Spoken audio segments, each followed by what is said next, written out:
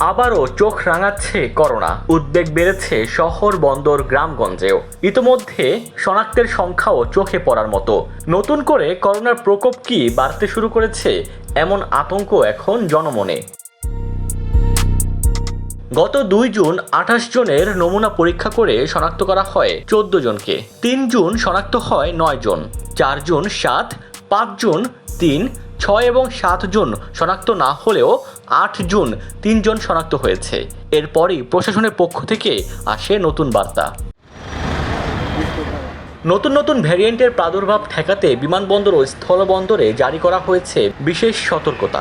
বিদেশ থেকে আগত যাত্রীদের স্ক্রিনিংয়ের মাধ্যমে ঝুঁকি কমানোর চেষ্টা চালাচ্ছে কর্তৃপক্ষ।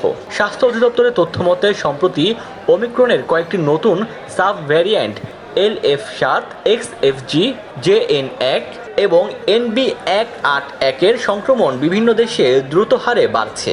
আন্তর্জাতিক ভ্রমণকারীদের মাধ্যমে এই ভ্যারিয়েন্টগুলো বাংলাদেশে ছড়িয়ে পড়ার শঙ্কা দেখা দিয়েছে।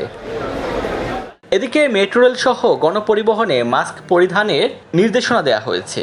সতর্কতা জারি করা হয়েছে শিক্ষা প্রতিষ্ঠানেও।